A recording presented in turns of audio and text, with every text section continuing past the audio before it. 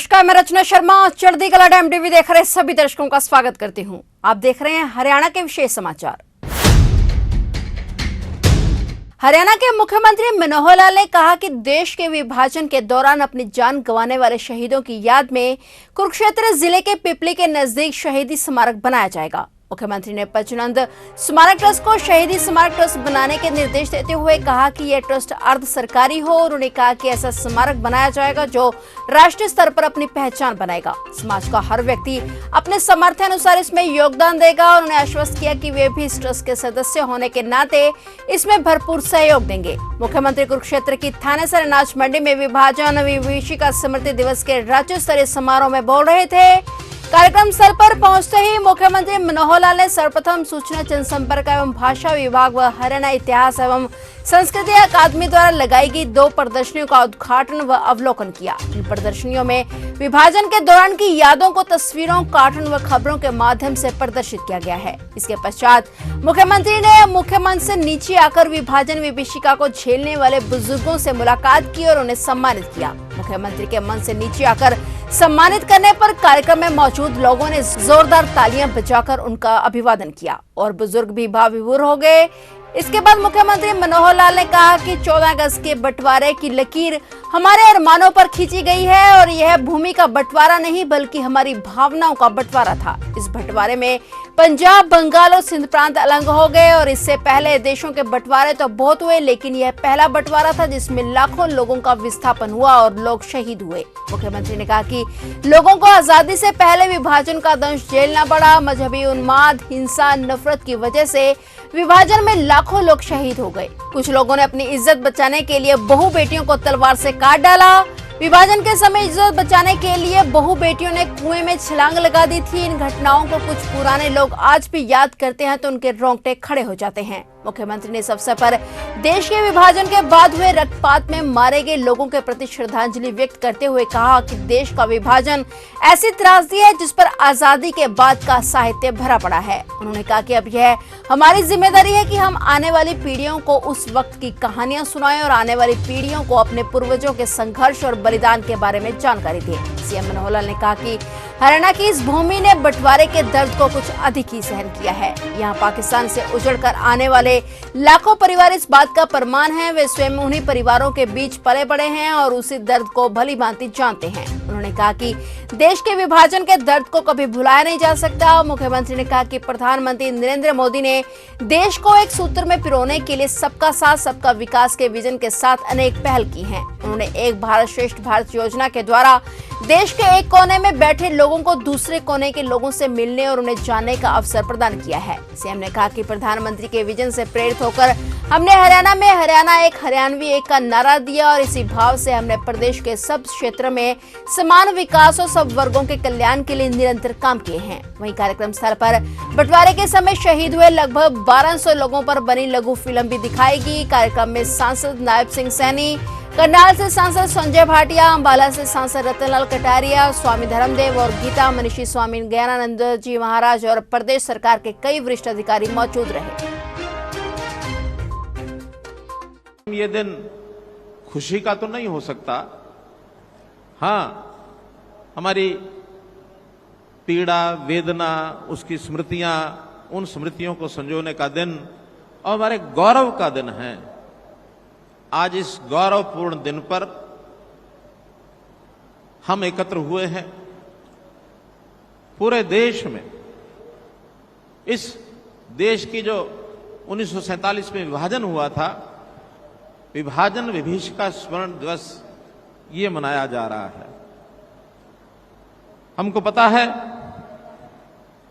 कि आज से 75 साल पहले हिंदुस्तान के नक्शे पर एक लकीर खिंच गई थी और वह लकीर नक्शे पर नहीं खिंची थी बल्कि गाज गिरी थी हमारे दिलों पर। लकीर खिंची थी हमारे दिलों के अरमानों पर। भूमि का बंटवारा नहीं था, वो हमारी भावनाओं का बंटवारा हुआ था। पंजाब का विभाजन हुआ, बंगाल का विभाजन हुआ, सिंध प्रांत हमसे अलग हो गया, एक देश के दो देश बन गए। वह लकीर लोगों के खून से हिंदुस्तान के बंटवारे के लिए खींची गई थी। भले ही आज हम आजादी का अमृत महोत्सव मना रहे हैं, देश आज हमारा बहुत आगे बढ़ गया है, चाहे वो औद्योगिक क्षेत्र हो, चाहे वो कृषि हो, चाहे देश की तीसरी आर्थिक स्थिति हम बन गए हों, दुनिया में स्वाभिमान से हम लोग काफी आगे बढ़े हैं। लेकिन ये सब आखिर हुआ है तो निश्चित रूप से हजारों लाखों लोगों की जिन्होंने उसमें कुर्बानियां दी, उनकी कुर्बानी के ऊपर नींव है। देश आजाद होते समय विभाजन हुआ, आजादी लेने की ख्वाहिश थी, सारे देश के लोगों की थी।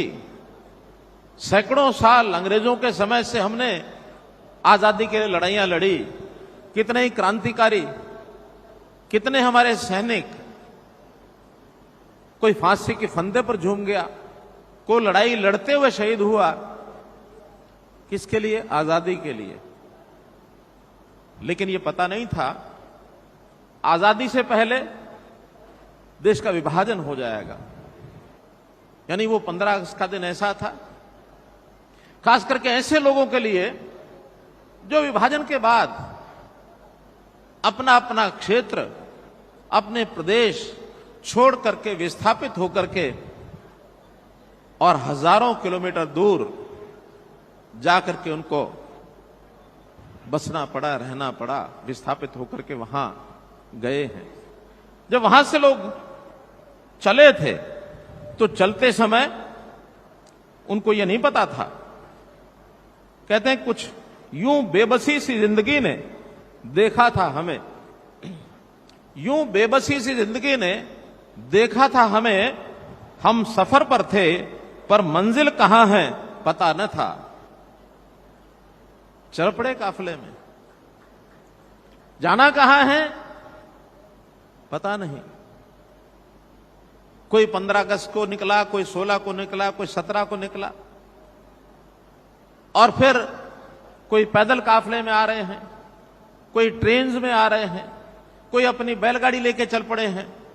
कुछ लोगों ने अपना सामान उठाया, लेकिन पैदल चलते चलते सामान को साथ ला नहीं सकते थे और वहीं पर सामान को फेंकना पड़ गया रास्ते में।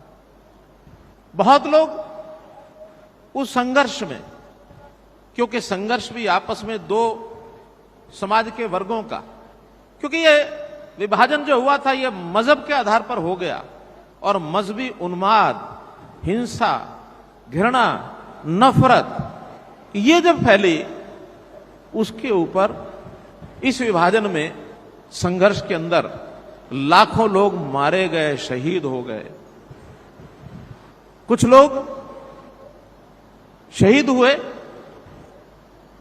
कुछ लोग जिन्होंने अपनी बहू बेटियों की इज्जत को बचाने के लिए, यहां तक भी है कि हजारों बहन बेटियों को उनकी गर्दन तलवार से अपने हाथों से उतार दी, अपने हाथों से उतार दी। इज्जत को बचाते हुए बहुत सी हमारी बहू बेटियां कुएं में छलांग लगा गई, ढेर के ढेर लग गए।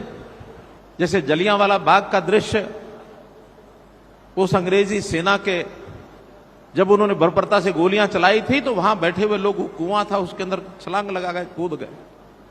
वहां तो शायद जान बचाने के लिए किया, लेकिन यहां इज्जत बचाने के लिए किया। हमारी बहू बेटियों ने छलांग लगा दी कुओं में।